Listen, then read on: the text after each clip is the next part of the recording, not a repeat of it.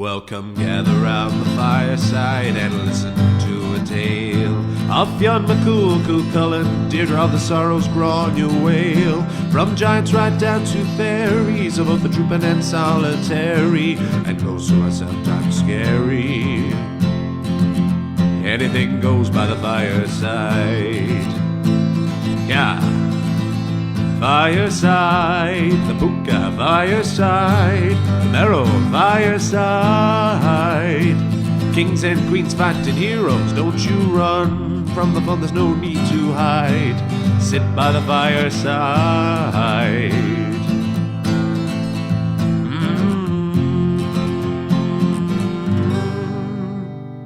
Fireside.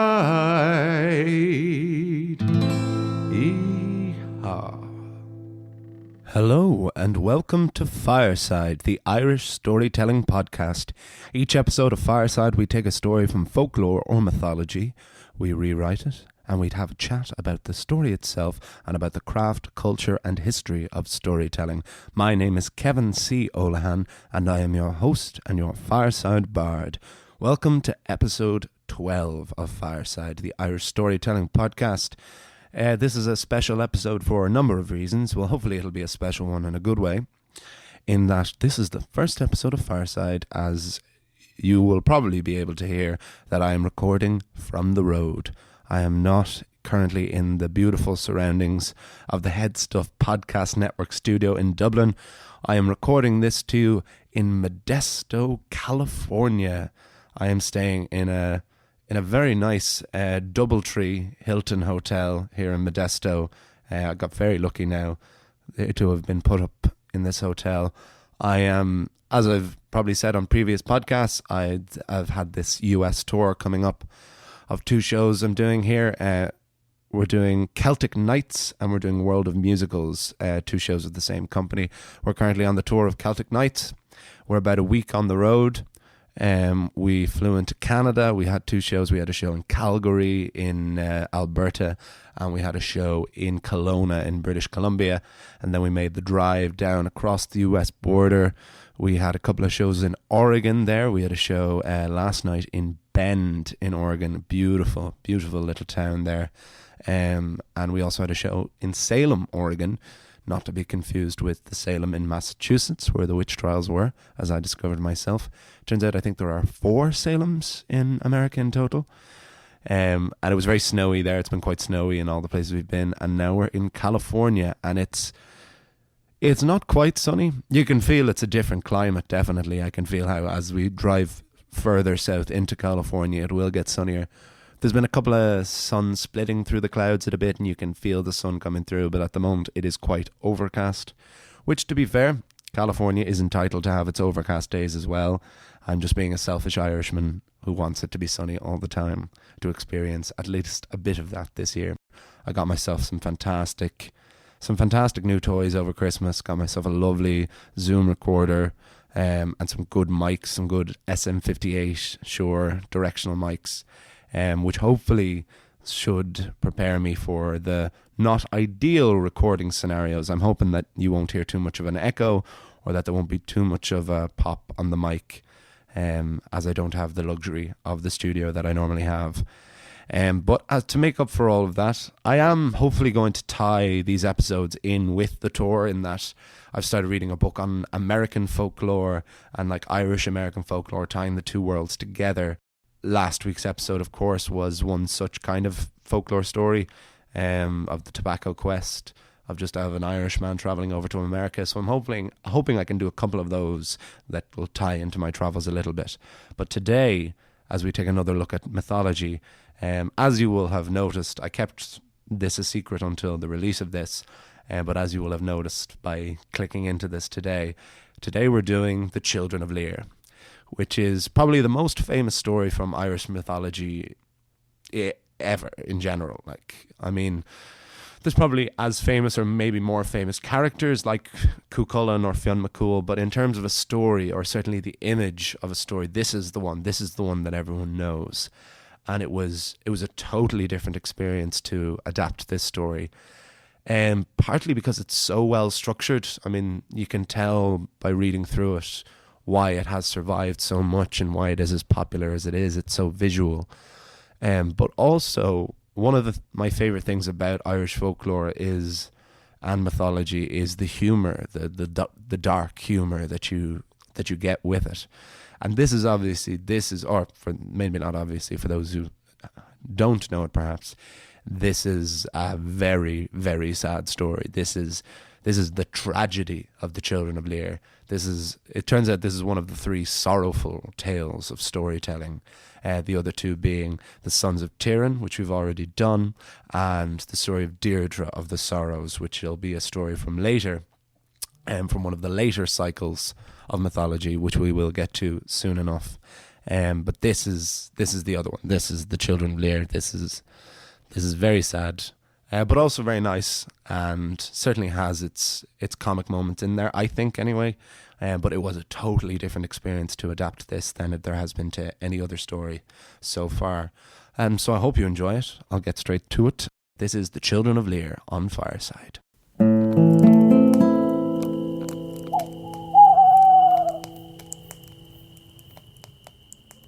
The Children of Lir. After the conclusion of the second great battle of Moytura, Lugh Lawmhotha stepped down as king of the Tuatha Dé Danann. In his place, the people of Dia chose as their new king the Dagda. The Dagda was a righteous and great ruler. He reigned for 80 years, but eventually he succumbed to a wound he had received during the Battle of Moytura all those years ago against the Fomorians. That's how tough the Tuatha Dé Danann were, but also how hard a battle the Fomor had fought. When the Dagda had died, it came time again for a new king to be chosen. It was two who sought the crown. The first was Dagda's own son, Bo Darg, and the other was Lir. Lir had been a sea god in his prime, but since the birth and maturing of his son Manannán, Lir had retired from his duties as a sea deity. He left all of that to Manannán. Now, with the time on his hands, still hungry for power and purpose, Lir sought the throne at Tara. However, Bo Darg was not just the Dagda's son. He was also a great warrior and a devoted family man. He was sworn in as king. There was a great festival to celebrate Bo Darg's coronation. Lir was invited, but refused to attend. He was bitter in defeat and didn't mind telling anyone who would listen. The rest of the Tuatha Dé Danann were outraged. It was fair enough that Lir had sought the throne, but Bo Darg was king now, and to disrespect the ruler of the Tuatha Dé Danann was totally unacceptable. Brez had been overthrown by such words years before. The same would not happen with Bo Darg. The trickster and love god Engus, who was brother to the new king, suggested putting a curse on Lir, but Bo Darg refused. He was kind and had no ill will towards Lir. He respected him even now and wanted to amend their relationship. Lir was summoned to Tara to stand before the king. "What is it that you want?" barked Lir. "You dare speak like that to our king," roared Engus. "He's not my king," snipped Lir. "Outrageous," shouted one bystander. "Treason," shouted another who just wanted to fit in. "Enough," said Bo Darg in a soft but firm tone. "Lir, I wish you to swear loyalty to me." "You have got to be joking me," laughed Lir. "I thought you would probably say that, but hear me out. I respect you, and while I am glad to have been elected king myself, I think you yourself would have made a great ruler. What's more, I don't wish to start my reign as king with bad blood. So, what do you suggest?" "I was sorry to hear that your wife died. While I know I could never replace her, I have 3 daughters, each young, intelligent, and beautiful. I would like you to marry a daughter of your choosing. Let us become family and end this feud." Lir had to admit to being touched. He had not told anyone of the passing of his wife yet, so was already greatly comforted by Bo Darg's condolences. He saw for the first time that his political rival may in fact be a great king. "I thank you, Marie. I accept your generous offer. However, I will not choose between your daughters, as I'm sure I could not possibly choose. I am an older man, so I will marry your eldest daughter."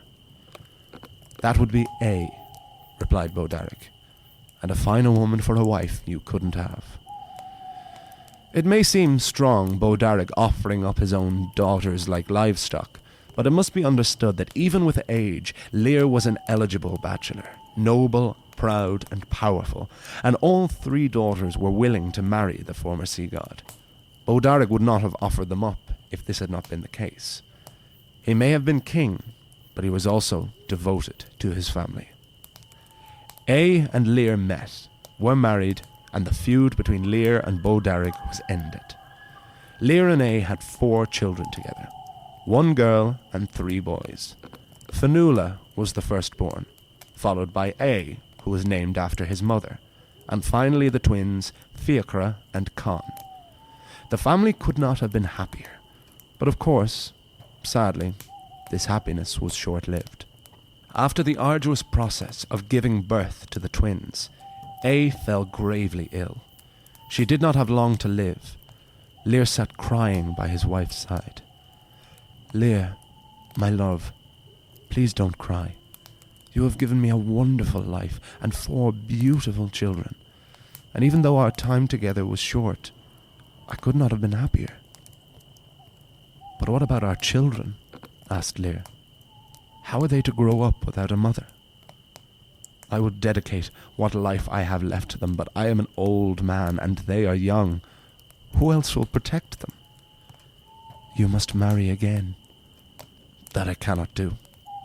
I was married before. No one could replace you. Do it for me, and more importantly, for the children." They exchanged their eternal love for one another, until finally, A died. Lir's children were all very young, the twins only babies. He mourned their mother while attempting to tend to their every need. Bodaric invited the grieving family into his home. He had fallen in love with each of his grandchildren. Each of them reminded him of his eldest daughter in totally unique ways. He decided to make another offer to Lir. "I know no woman can replace A, and you are a wonderful father, but those children need a mother. My second eldest daughter, Aoife, remains unmarried. She could be a devoted wife to you and a mother to your children." Lir was reluctant, but chose to honor A's dying wish, and he was swiftly married to Aoife. Aoife proved to be well up for the enormous task of raising 4 children and being a wife to the grieving former sea deity. She loved each of them. But over time, this love turned into a bitter jealousy. She had given her heart and soul to Lir, but to her, he had only eyes for his children. She began to see that she would never be loved in the same way. She would forever, as she had always done, live in her older sister's shadow.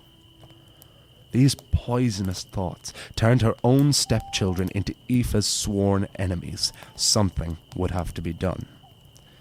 Aoife's first plan was to ask her closest servants to poison the children, to which she was stared at blankly. "It is only my fealty to you that will make me not tell Lir of what you have asked of me. Not only are these children of royal blood, they're bloody children." Aoife began to see that she would have to take matters into her own hands. She would have to kill them herself. She had the gall and the stomach for the deed, but upon thought, she realized that if she murdered them, the ghosts of the children may haunt her forever. She had to think of a way to get rid of them permanently without bloodshed. So Aoife decided to use magic. One day, Aoife took Fionnuala, A, Fiachra and Con on a chariot ride. They rested beside a lake, and Aoife encouraged the children to take a swim. None of the 4 of them needed any more encouragement. They all jumped in the cool, refreshing water. The children, Fionnuala in particular, as the eldest and wisest of the four, had long suspected Aoife's loathing of them, and as such were suspicious, but cautiously optimistic that their stepmother was trying to make amends by taking them on this day out. But unfortunately, their suspicions were proved right. No sooner had the four children entered the water when Aoife turned them all into swans. "Now, look on yourselves, you precious children of Lir," mocked the triumphant Aoife. "Never again shall you come between my love and I. I will bear him more children, better than any of you." "You evil witch," cried out Fionnuala.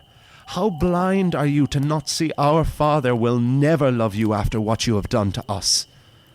"He'll never find out. These are dangerous lands. Any kind of tragic accident is bound to occur. Our father will always find us and take care of us, and he will turn us human again.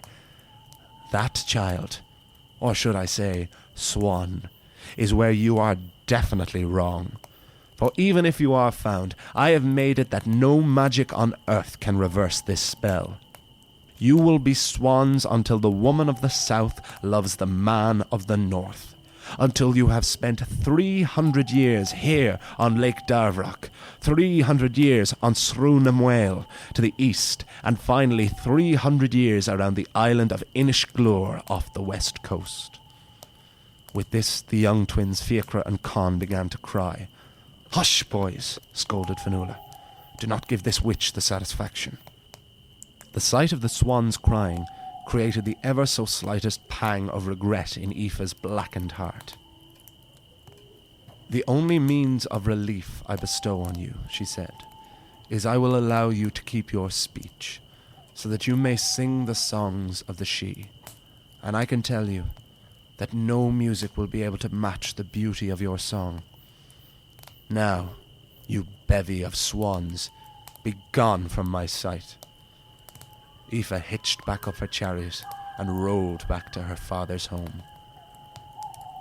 When Aoife arrived at Tara, Bodarg was instantly suspicious when he did not see his grandchildren with her.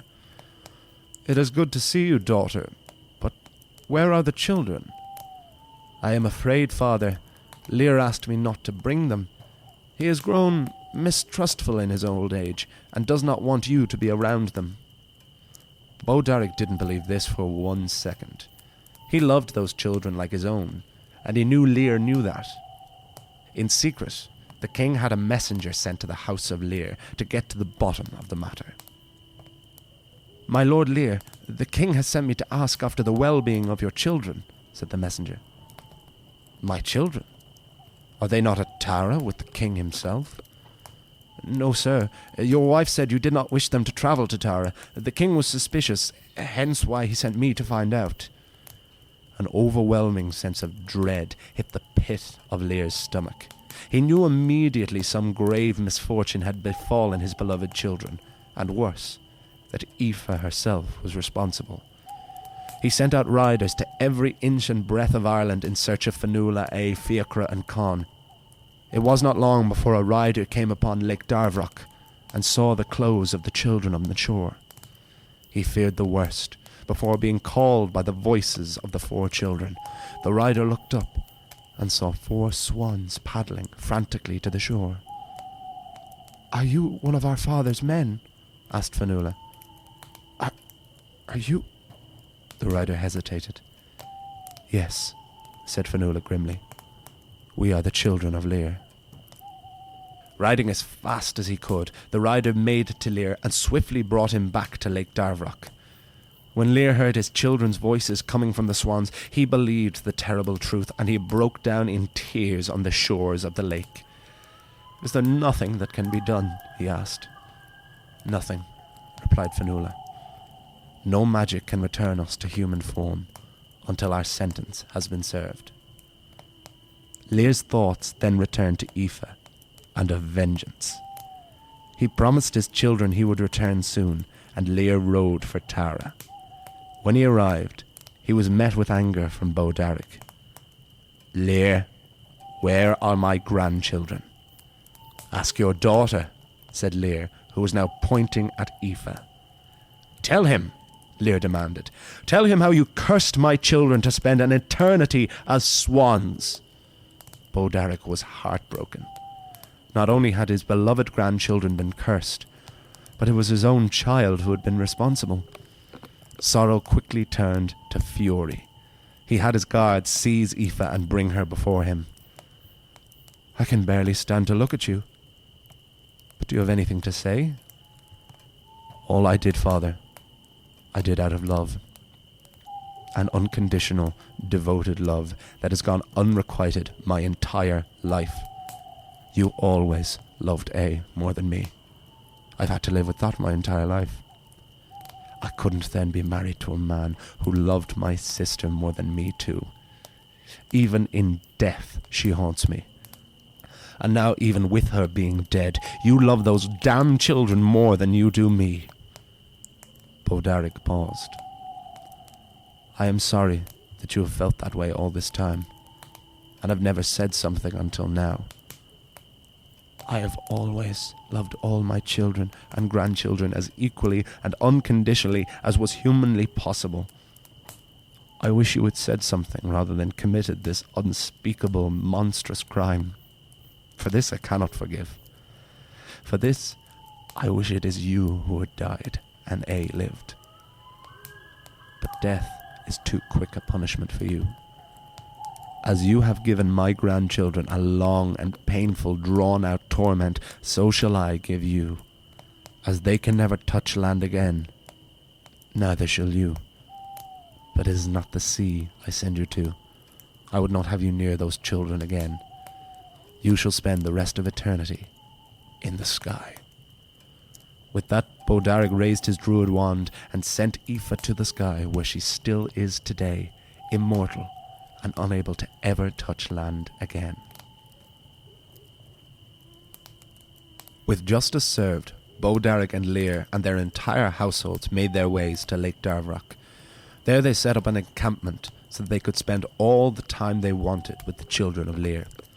Not only that, but the beautiful singing voices of the swans drew people from all around the country to the lake. The Tuatha De Danann were all drawn to hear the songs of their people.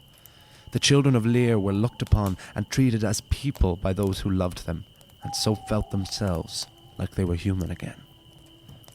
But one day, Fionnuala realized a terrible truth. They had already spent 300 years at Lake Darvrock, except one night more.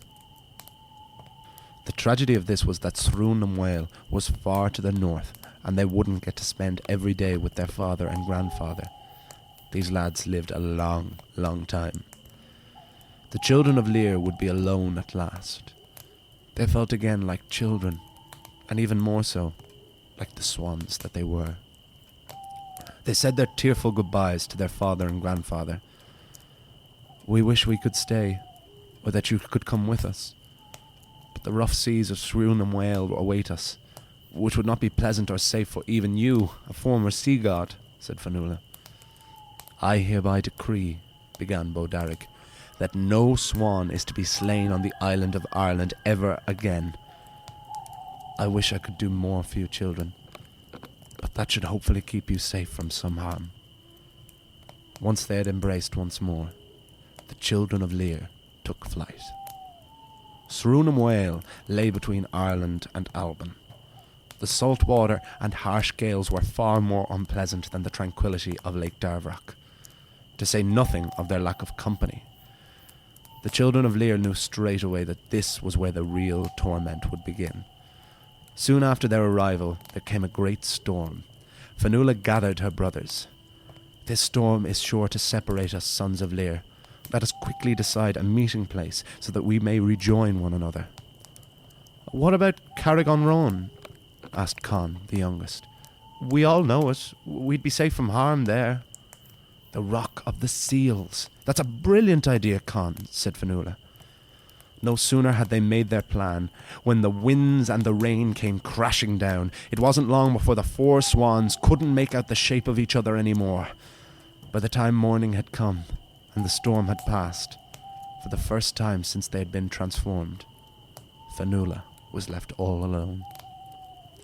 As quick as her swan legs and wings would carry her along the rough waves, Fionnuala made her way to Carrick-on-Roan. She was worried the whole way that one or even all of her brothers would be lost forever, but to Fionnuala's great joy, as she reached the rock, she saw a white shape collapsed on top of it. It was Con, who could barely even lift his head to answer Fionnuala's cries. "Con! Oh, Con, you're okay!" "Told you it was a good spot," gasped Con before passing out with exhaustion. Fionnuala took her youngest brother under her wing and kept a vigilant eye out for the others. Soon Fiachra was seen swimming through the haze. He was shivering, his feathers sparse and ruffled. He too collapsed under Fionnuala's warm embrace. "Oh, my brothers, if only A was here." "Look behind you," came a voice.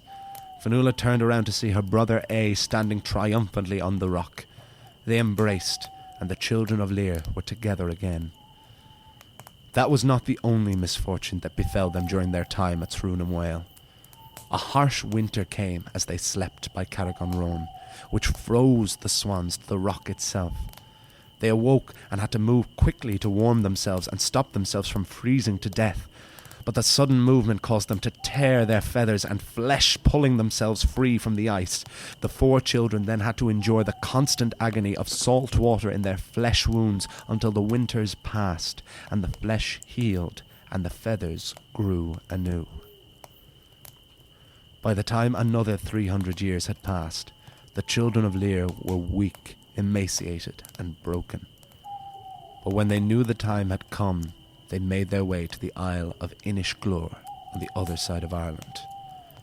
When they arrived at the island, they saw a rider on the shore, the first person they had seen in 300 years. They soon recognized the rider as one of the Tuatha De Danann. They swam over and called to him. "Are you the Children of Lir?" asked the rider. "How many talking swans do you know?" asked A. "That's enough, A," scolded Fionnuala. "My apologies, sir. We have endured many hardship these past years. We are the Children of Lir. I am one of the many riders sent out by your father and grandfather in search of you. No one has seen you since you left Lake Darvrock. You are the first person we have seen since that day. But you said our father and grandfather are still alive." "Alive and well, and living in Tara. Well, except for the absence of you 4. The prospect of our family still living and remembering us is enough for us to weather this last spell of hardship until we can finally return home," said Fionnuala. And so the swans stayed at Inishglor for those final, long, miserable 300 years. When the last day came, they didn't know what to expect. Would they just wake up human? Or be transported back home? Neither happened. So with a final muster of what strength they had left, Fionnuala, A, Fiachra and Con flew back to Tara. They were expecting the welcome of all welcomes, a roaring fire, food, drink, and most of all the warm embrace of their father. What they found was an empty, abandoned castle that looked like it hadn't been lived in for centuries. The Children of Lir flew around and didn't recognize anybody or anything around them. It finally dawned on them. The Tuatha De Danann were gone. They had left Ireland. At least that's what the Children of Lir thought. It is true the reign of the people of Dia was over, but they had not left Ireland. They had gone underground, into the other world. They had become the Sidhe, the fairies. The heartbroken children returned to Inishglor, the closest thing to a home they seemed to know. They could at the very least now step on land, which was of very little comfort to them. It was around this time when the king of Connacht, Largnan, married Duch, daughter of the king of Munster. This was the marriage of the man of the north and the woman of the south that Aoife had foretold. Duch had heard of the beautiful singing of the swans of Inishglor, which now attracted thousands of birds from all around the country. She demanded of her new husband that he bring her the swans as a wedding present. Largnan swiftly dispatched soldiers to find those swans, but his soldiers could not capture them. When Djuk informed Largnan that she would not come to his bed until the swans were hers, Largnan was forced to take matters into his own hands. He travelled to Inishglor and stalked the island in search of the Children of Lir. Eventually, he spotted them by the beach, and he snuck up behind them and grabbed the necks of 2 swans in each fist. But the second Largnan's hands touched the swans, the feathers melted away, and the swans were transformed into 4 people. 4 very, very old people. The ancient Fionnuala, Fiachra and Con lay on the sand, with the faintest of smiles on their faces. Largnan had recoiled in fright from what he had seen. He had barely believed the swans could sing, never mind transform like this. With her last faint effort, Fionnuala called to Largnan. He went to her side. "I don't know who you are, or how you did it, but you broke the curse upon us, and for that, you have the eternal thanks of the Children of Lir. One final thing I ask of you is if you can lay to rest Con and Fiachra on my left and right side, and by my face, so that we may all at last be at peace together." Without even considering, Largnan duly did this, and when they were all together, Fionnuala, Fiachra and Con died, finally free from their lifetime of hardship. And that is the fate of the Children of Lir. To be continued.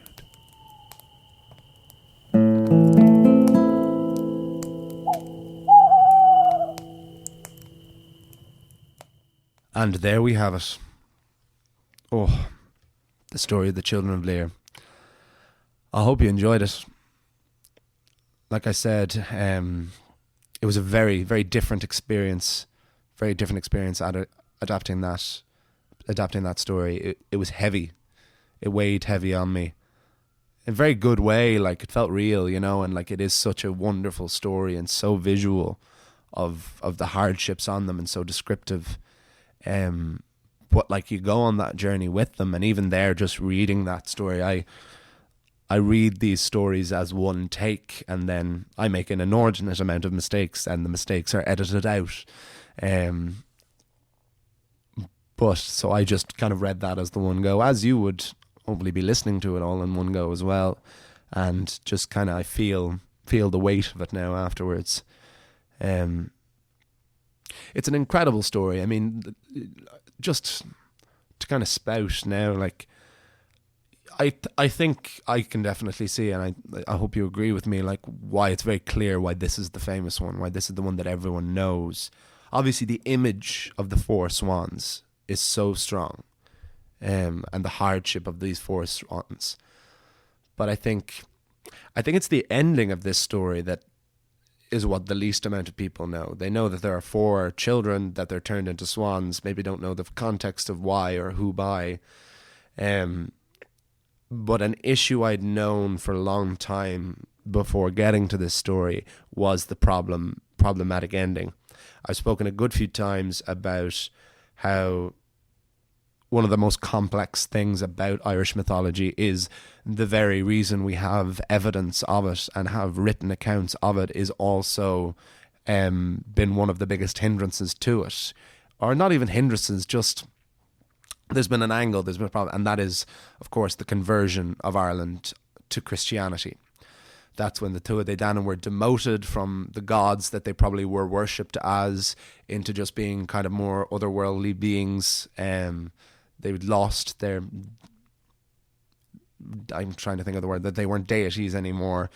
And this, the Children of Lir, is a big example of that, because in most accounts of the story, now I was trying to remember, because this is one most Irish people will know from school, because this is one we can be taught, because it's less bloody and violent, like certainly like the Tawn or any of the Cuchulainn stories are. This is one that's quite clean, and it's very, is very fairy tale-esque. It's very Brothers Grimm. It's it's simple and really strong, with very strong stock characters in it. But towards the end of the story, when the Children of Lir return to Inishglor, their final island, which is off the west coast of Ireland, they encounter a monk, and this monk converts them to Christianity before they die. Which is very nice, very comforting thought, I'm sure, to a lot who are. But I didn't like the idea of the entire story being made a Christian metaphor, which it obviously very necessarily probably was. And it's very interesting, this idea of these being the children of pagan gods, basically, and then being converted to Christianity. Like, can you imagine that in any other context? Can you imagine, like, Hercules being converted to Catholicism, in death, on his deathbed? I'm sure possibly similar things did happen, but it seems strange to me. Very interesting, certainly, and I can see exactly why it would have been done, in those, between like the 5th and 9th centuries AD, or AD, yeah.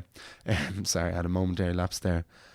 You can see why, like, when these St. Patrick and those early Irish saints, when they did come and they started writing down these pagan stories, and they were trying to convert Ireland, they were trying to bridge the gap. They weren't basically going, everything that you believe is false and this is all right. They're like, what you believe is kind of true, and here's how they can both be true, as long as you now, just from now on, only believe our one.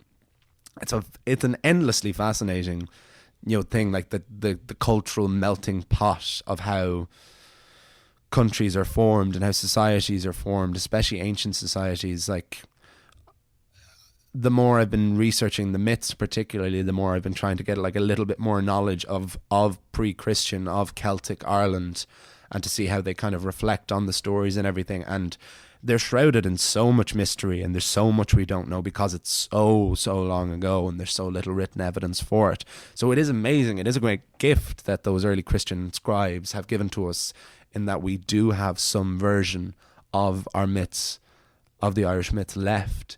But as, yes, I say a lot on this, it is also a little bit problematic from a storytelling point of view. So I didn't want to change the ending just for the sake of it. The last thing I want to preach is a kind of anti-Christian or anti-Catholic message. I just wondered, was there other endings? And there are several different endings, and they don't know what the real ending to it is. And I quite liked the idea of, yes, it was always going to have to end sad. They were always going to die. But that, I personally think, just the idea of them being together at the end, that's all that matters. They don't need this promise of immortality, but just that the time they spent together. And who knows, like, it is open to that, like, of them possibly going to their own other world. Like, do they get to rejoin Lir and Bodarg there? Lir actually is a really interesting, like, considering his name is in the title, he's not, of course, in the story very much.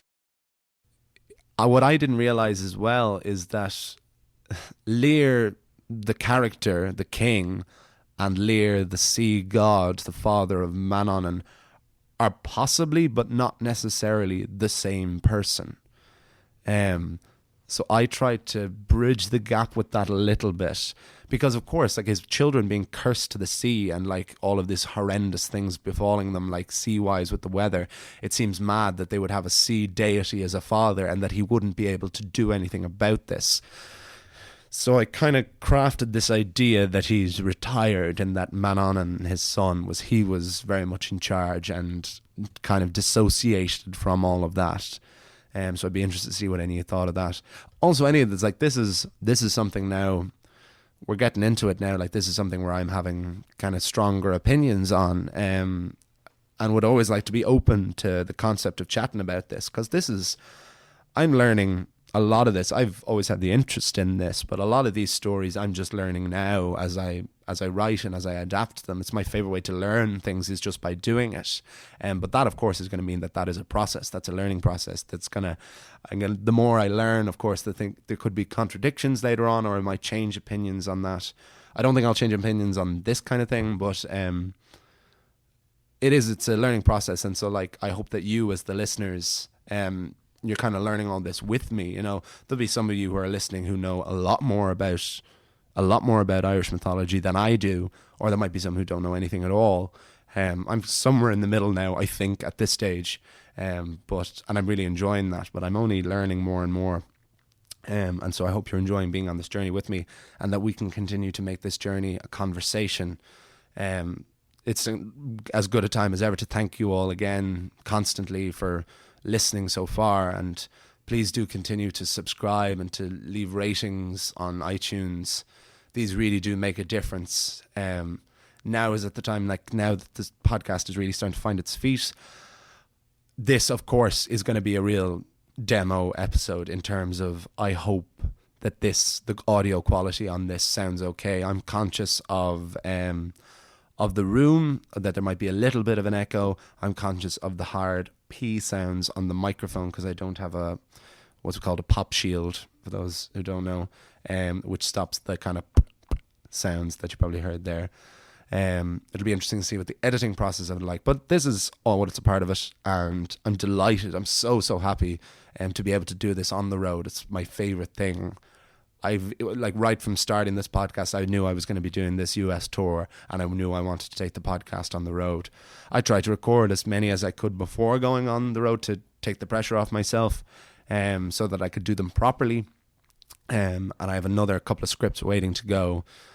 So your weekly podcast shouldn't be interrupted ever, providing that the audio quality hopefully is of a high enough standard, which we will soon find out. I'm trying to think of any other characters in it. Bo Darg is obviously a very cool king. Real nice guy, real sound. Aoife, she's the one I'm kind of most interested in this story. She'd be one I'd like to revisit possibly. Real tragic character, like very much like bad, the villain of the piece, there's no doubt from a storytelling point of view. But bit of a tough break, yeah. Middle child of the favoured sister, kind of auctioned off. And you can really understand that rationale of her hating children that weren't hers, because of a love she felt wasn't being reciprocated to her. Like, it's really dark. Like, it goes there with her that she does contemplate killing them and tries to have them killed, and then that slight remorse of allowing them to keep their voices, and her punishment is such a strong visual of her up in the sky. Like, I think about that all the time now. That's the real moment of the kind of dark, almost comic nature of Irish mythology, of her being just cursed to the sky forever. And I love that visual. Other strongest visual, I think, as well, that I think really gets the tragedy of it all, is when they're on the Srún Whale, which is the phrase I cannot say. They'll hopefully all be edited out, but you have no idea how many takes there was on me trying to pronounce Srún Whale every time, as a total tongue twister. But the Children of Lir being frozen to the spot, being frozen to that seal rock, and the flesh and the feathers being torn away from them, and the salt water in the wounds, and just them being separated, them being blown apart and finding their way together. It's such strong imagery. It's so it's hard hitting, I find, anyway. And those are all just further reasons why I think this is such a strong story and why it's survived. It's a devastating one to be reading to young kids. Again, I'd be very interested to find, like, what are the sanitized, what are the children's versions of these? Because when I was been trying to find stories originally, like, I tried to find like children's books of Irish myths to see like what are in them. You know, what stories did they isolate? How did they take them out? Because certainly some sources of Irish mythology, it's just so sprawling. It's like all together, and it's hard to find out. Like something like the story of the Salmon of Knowledge. You know, that's just a very isolated like chapter in the grand story of Fionn McCool. Like, you know, someone's taken that out and made that into its own short story, which has become famous in itself. But if you were to look at like a book of folklore of a book of the Fenian cycle, which that's part of, it would be quite a minor part of it that you need to extract from it. But this is a story. So we're kind of coming to the end of the mythological cycle for now, anyway. Because I don't want to brush past it, but because I'm so anxious to get to so many of the other things as well. But I think it's had a bit of a fare. There'll be a folklore story next week, and then the following week, there'll be the final story of the mythological cycle for the time being, anyway. Which will be cool. It'll be a little bit sad. Not sad, but just like interesting that to have come to the end of one of the 4 cycles. It's the one that, like I said before, has survived the translation to Christianity the least. There's the least of it. It's the most sparse. They get a little bit better as they go along in terms of sources and how much, like, obviously the Ulster cycle being the very most famous, the story of Cuchulainn and Queen Maeve, and the Táin Bó Cúailnge and all, which we'll see. Where I think we might go. I need to find out which is chronologically next, because I thought the Fenian cycle was, but I think the Ulster cycle might be. I am thinking I'm probably going to go Fenian cycle next. I want to go Fionn McCool and the Fianna. That's what feels like the right next thing, because I anticipate the Cattle Raid of Cooley and the Cuchulainn story, that'll be a big one. That'll be, I don't know how I'm going to attempt that yet. Like, that'll be breaking down in a totally different way, and that'll take a different kind of work, I think, because it's so famous and it's so good, and I adore it so much. But that is all for a later date. Please continue to send me messages. I've been getting lovely messages, lovely retweets. That's really nice. I'm not the very best at the social media. I'm trying to get better at it through this and through the tour. So please do continue to follow me on Instagram at OlaHanSolo. Like the Fireside page on Facebook if you want, for constant updates and everything like that. And yes, thank you again for listening, and I will see you all next time by the Fireside. This podcast is part of the Headstuff Podcast Network.